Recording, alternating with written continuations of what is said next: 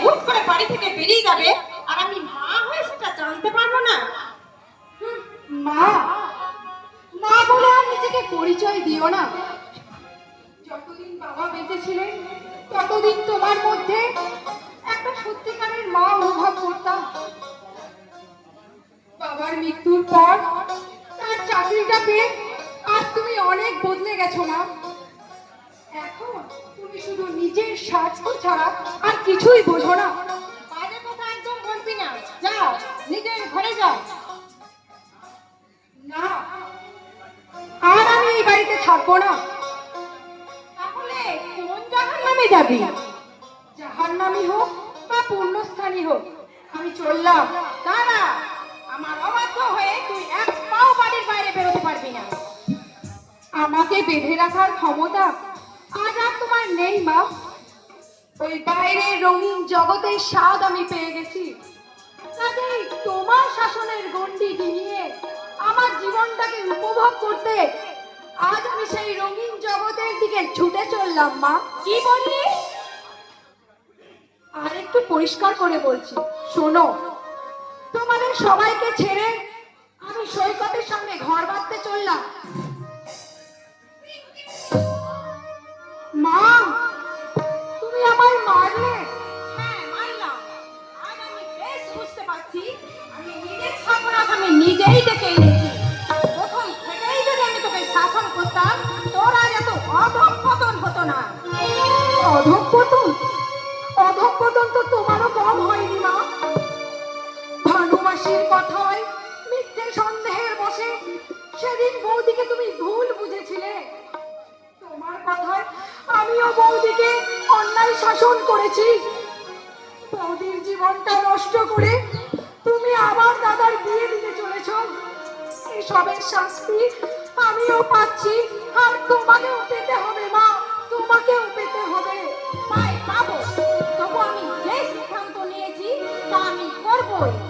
আমার বংশ রক্ষার্থে আমি আবার আমার খোকার বিয়ে দেব।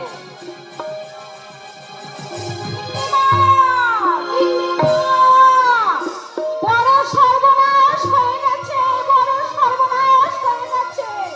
কি সর্বনাশ হয়েছে শুনি? বৌদিমণি বাথরুমে গলায় দড়ি দিয়ে আত্মহত্যা করেছে। বাসন্তী, বৌদিমণির হাতে এই চিঠিটা ধরা ছিল। কি লিখেছে তোমরা পড়ে দেখো গিন্নিমা। বৌদিমণি গো, তোমার মনে এই ছিল? আমার কথাটা একবারও ভাবলে না, আমার কথাটা একবারও ভাবলে না। কি লিখেছে? একটু জোরে জোরে পড় তো, পিঙ্কি। পূজনীয় মা, আপনি আমায় শেষ প্রণাম নেবেন মা। আপনার ছেলেকে আমার শেষ প্রণাম ও ভালোবাসা জানাবেন। বৌদি, ঠাকুরজি ও বাসন্তীর জন্য রইল আমার অনেক আদর আর ভালোবাসা। আজ আমি বাধ্য হয়ে এই পথ বেছে নিলাম। এছাড়া আজ আমার অন্য কোনো উপায় ছিল না মা। আপনারা আবার আমার স্বামীর বিয়ে দেওয়ার কথা ভেবেছেন, কিন্তু কোনো মেয়ে কি তার স্বামীর ভাগ দিতে পারে?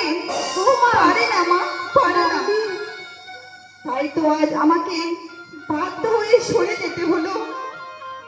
আর একটা কথা মা, আমার প্রতি আপনাদের হঠাৎ এই পরিবর্তনের ব্যাপারে আমি সবই জানতাম, কিন্তু নিরুপায় হয়ে আমি চুপ করেছিলাম।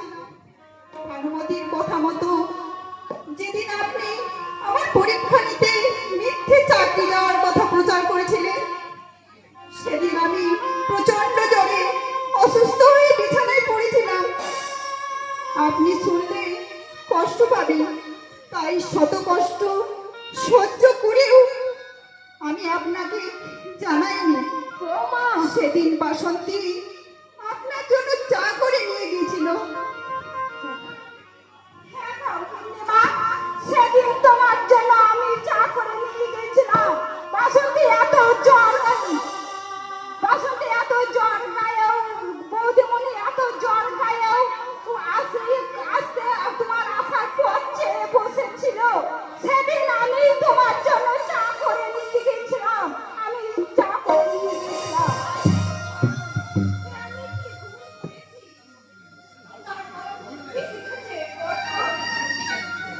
সেদিন সেই প্রথম আমি আপনার জন্য চা করে নিয়ে যেতে পারিনি মা।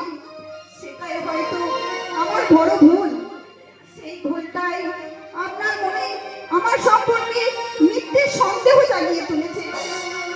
আর সেই সন্দেহই আপনাকে আপনাদের কাছ থেকে অনেক দূরে সরিয়ে দিল। আমার মৃত্যুর জন্য আমি কারো প্রতি কোনো অভিমান বা অভিযোগ করছি না মা। শুধু আপনাকে আমি অনুরোধ করছি, আপনার জায়গায় আমার জায়গায় যে আসবে তাকে যেন এমনি করে ভুল বুঝে অকালে হারিয়ে যেতে দেবেন না। বৌমা, বৌদি।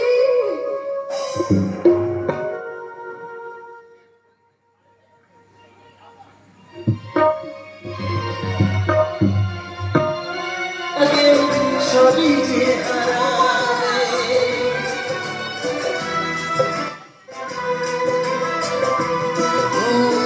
যে ক্ষতি আমার হলো তার দায়ে কে নেবে, বুঝিনি পাওয়ার আগে সবই যে হারাবে,